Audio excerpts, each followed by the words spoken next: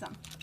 Okay, so when you are done with your 3 sketches and you meet with me and decide on your subject for your ocarina, you will get your clay. Your clay you need to have right away on Tuesday. You'll get a chunk about this size. You'll need to first take a chunk of it off. This is going to be your mouthpiece, okay? Then with your larger piece, you're going to need to break it in half so that you have about 2 even pieces of clay. Why do you think I need 2 pieces of clay? Pinch pot. Noah? 2 pinch pots. I'm making 2 pinch pots, right, to create the form of my ocarina. Kate, is that where you're supposed to sit? Thanks. What's the first step in making a pinch pot? Get some clay. What am I doing? Rolling ball. Rolling a ball, okay? So I want to do that first. Then what do you think I need to do next? Dylan, thanks for raising your hand. Pinch the pot. Okay, so how do I start pinching the pot? What do I need to do? Johnny? Make a hole in the middle. Okay, good. So I'm going to take my thumbs and I'm going to slowly start to open that up to create more of a bowl-like shape. Okay. Now I want to get down to the bottom first, and I want about the thickness of my finger. Okay. Then I become a little human pottery wheel. And I use my pinchers, and I'm pinching, and I'm slowly turning. Now this does not need to go fast, because you are not a machine. You are still a human being, unless you've got some special superpowers I don't know about. But you want to start to slowly pinch those sides, starting at the bottom, making it thinner and thinner to, again, about the thickness of your finger, and then work your way up towards the lip. Yeah, Krusty the Krab.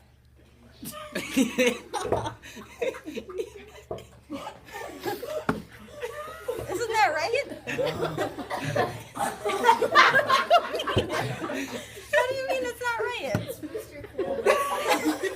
Or are you trying to say That's the Krusty Krab? that's Not the Krusty restaurant? the Krab. Oh, well, clearly I watch a lot of SpongeBob. Yeah, clearly.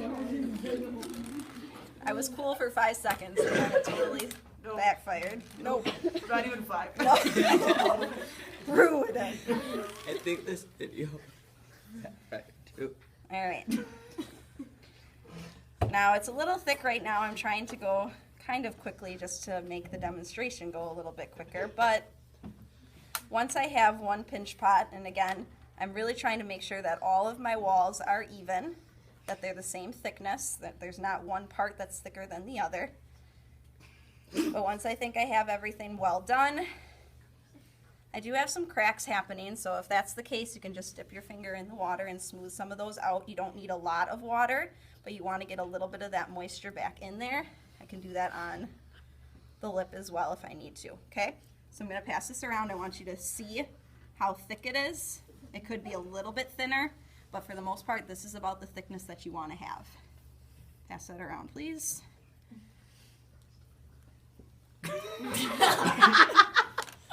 What's funny this time? So again, I'm going to do that same process now. Slowly opening up the center of that ball of clay that I started with, using my thumbs. Also notice that when you're passing that around that it's the same thickness throughout the entire vessel. The walls are about the same thickness throughout the entire thing. That's really what you're aiming to do. Again, I'm going slow. I start at the bottom, then I start to work my way up. Keep passing it around, please. You're not, because you were still holding the ball, or the pinch pot. Oh, my hands are getting sore.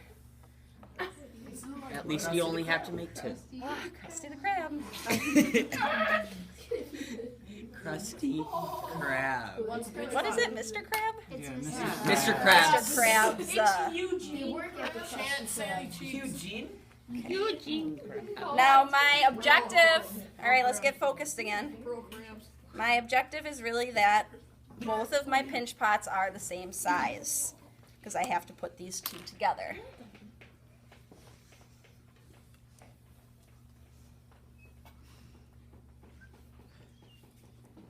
I don't want to push too much that I have big indentations, but I really want those walls to be even, and hopefully they'll be about the same size. When you finish one pinch pot and you're about to start your second one, put it upside down like that. Why?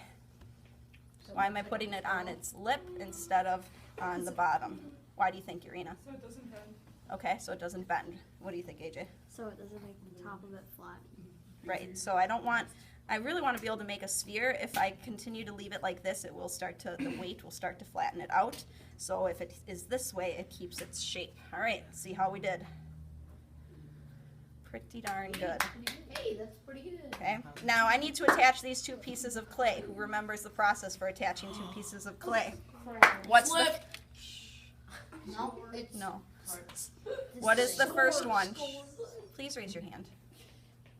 What is the first step, Noah? Scoring it. Scoring, okay? Now when you're scoring, I really want you, and I'm using the needle tool to do this, I really want you to carve and dig into the surface of the clay. It really should look like it's got some vicious teeth about to bite you.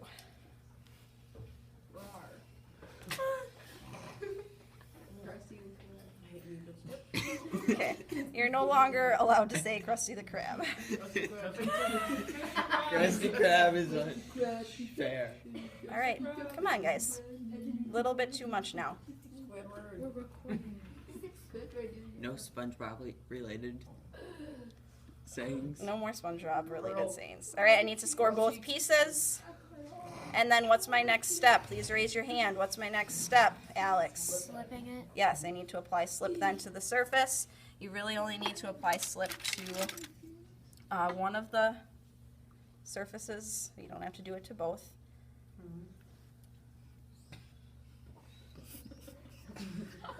Breathe. Just breathe. I personally like to use a tool just because I don't like to stick my fingers in there, but you surely can. What do I do next? Yeah, pressure, yes. It's very important, and that you're not pushing too much on the exterior, but you're really focusing on pushing, using your thumbs right at that seam. You don't want to create a hole or a concave area, but you do want to be able to push these two pieces together. And then what is my final step?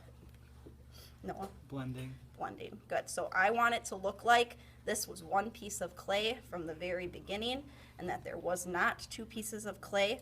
So I'm just going to work. You don't want to add any extra slip. If it's too wet, you can use your paper towel to dry that off. But I want my fingers to be able to grip and pull the clay from one side of the pinch pot to the other side. Okay.